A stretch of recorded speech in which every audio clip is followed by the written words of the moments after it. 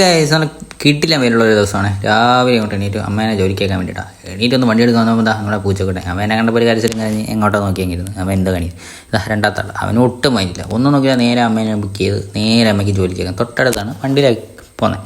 നേരെ ഞാൻ അവിടെ കൊണ്ടാക്കാൻ പോയി. ഇതാണ് ഞങ്ങളുടെ പോകുന്ന വഴി. എങ്ങനെയുണ്ടെന്ന് പറയണേ. എന്നാൽ ഞങ്ങളെ ഇവിടെ നിന്നുള്ള ഇത് അറിയാമെന്നിട്ടുണ്ടെന്ന് കമൻറ്റ് ചെയ്താൽ അങ്ങനെ നേരെ ഇവിടെ വിട്ടു. നേരെ തിരിച്ച് വീട്ടിൽ വന്ന ടൈമായി ഇവിടെ എന്താ ഒട്ടുക്കത്ത മഴ. എങ്ങനെ ഇവിടെ നിന്ന് വന്നത് ആ മഴ ഒന്നും നോക്കില്ല. നേരെ എനിക്ക് പാട്ട് പരിപാടി ഉണ്ടായിരുന്നു, വിട്ടു. അതും നമ്മുടെ വർക്കലായിരുന്നു. നേരെ അവിടെ എത്തി മഴയായിരുന്നു. 10 മിനിറ്റ് കഴിഞ്ഞപ്പോഴത്തേക്ക് ആ പാർട്ടിയുടെ ഫുഡൊക്കെ വന്നിട്ടുണ്ട്. അപ്പോൾ ആദ്യം ഫുഡ് അടിച്ചിട്ടേക്കുള്ളൂ ബാക്കി കാര്യം. ഞാൻ ഫുഡ് വന്നതെന്ന് പറഞ്ഞാൽ അവൾ പാത്രമൊക്കെ തുടച്ച് സെറ്റാക്കാൻ തുടങ്ങി. അപ്പോഴേ എന്താ ഇവൾ ക്യാമറ എപ്പോൾ കാണിച്ചാൽ ഈ ഒരു കൊപ്രായം കാണിച്ചുകൊണ്ടിരിക്കും. ഒന്നും നോക്കില്ല. നമുക്ക് ഫുഡ് എടുത്തു. റൈസും ഒരു ചിക്കനും 2 പപ്പടം എടുത്തു കടുമുട കേൾക്കാൻ വേണ്ടി. അങ്ങനെ പപ്പടം എടുത്ത് സെറ്റായിട്ട് ഇങ്ങനെ ഇരിക്കാനായിട്ടാണ് നമ്മുടെ ചേച്ചിയുടെ എൻട്രി. സാധനം കഴിഞ്ഞോ ഇല്ലെന്ന് അവൾക്കുള്ള സാധനം ഇല്ലാത്തതിൻ്റെ മോഫാവ് ഇപ്പോൾ കാണാവേ. അവളത് എടുത്തുള്ള കാര്യം പിന്നെ മനസ്സിലായി. അങ്ങനെ ഒന്നും നോക്കിയാൽ നേരെ പോയി ഞങ്ങൾ അതടിക്കാമെന്ന് വെച്ചു. അങ്ങനെ നേരെ ഫുഡ് സെറ്റായി.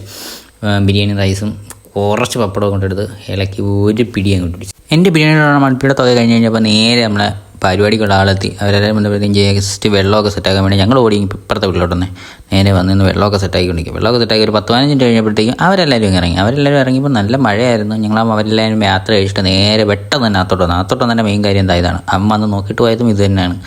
എങ്ങനെയെങ്കിലും ഇത് തീർക്കണം. അപ്പം അവരങ്ങോട്ട് ഇറങ്ങിയത് താമസമേ ഉള്ളൂ. നമ്മുടെ ചേച്ചി വീണ്ടും വന്നിട്ടുണ്ട്. അവൾ വന്ന് നോക്കുന്നത് അതിനകത്തോട്ടാണ്. എടുത്ത് കഴിയുന്നത് അവൾക്ക് കഴിക്കാനാണ്. അവളങ്ങനെ നിന്ന് ഇങ്ങനെയില്ലെങ്കിൽ കിടന്ന് വട്ടം കറങ്ങുക. ഞാൻ വീഡിയോ എടുക്കുന്നുണ്ടൊക്കെ ഒരു ഇത് അങ്ങനെ ചേച്ചിയായിരുന്നു ഇന്ന് എൻ്റെ കണ്ടന്റ്. അങ്ങോട്ടും ഇങ്ങോട്ടും എല്ലാം കറങ്ങിയാണ് എങ്ങനെ എല്ലാം അതിൽ നിന്നൊരു പീസ് എടുക്കാൻ വേണ്ടി കറങ്ങിയെടുക്കുക. അതൊക്കെ കഴിഞ്ഞപ്പോഴത്തേക്കും ഞങ്ങളതാ കയറിയിട്ട് ഞങ്ങളാ മിനി മിൽഷേക്ക് ഞങ്ങൾ ആ ടീം ഇവന്മാർ രണ്ടുപേരും ഞാനും അപ്പുറത്തിരുന്നവരാണ് ടീമേ.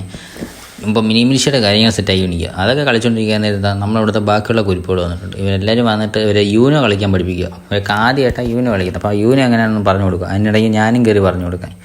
അമ്മർക്ക് ഒരു തേങ്ങ മനസ്സിലായി. കുറച്ച് കഴിയുമ്പോൾ എല്ലാം കളഞ്ഞിട്ട് പോയി. എന്നാൽ അടുത്ത ആൾ വന്നിട്ടുണ്ട്. ആളുടെ എണ്ണം കൂടിക്കൊണ്ട് നോക്കുക. നമുക്ക് ഇപ്പോൾ ഒരുപാട് പേര് വന്നിട്ടുണ്ട്.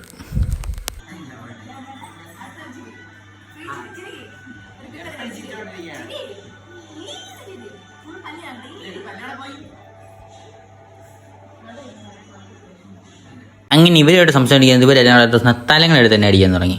അങ്ങോട്ടും ഇങ്ങോട്ടും ചറ പറ അടിയായി. അങ്ങനെ കിട്ടുന്നവരും പോകുന്നവരും എല്ലാം തലങ്ങൾ വാങ്ങുന്നു അടിക്കുന്നു. ഏറ്റവും സമയം ചറ പറ അടിയായി. അപ്പം ഇത്രയൊക്കെയുള്ള വീഡിയോ ഇഷ്ടപ്പെട്ടു കഴിഞ്ഞാൽ നമുക്ക് ചാനൽ സപ്പോർട്ട് ചെയ്യണ കേസ് നമ്മളിപ്പം 1K ആവാറായിട്ടുണ്ട്. അപ്പോൾ ഓക്കെ ബൈ.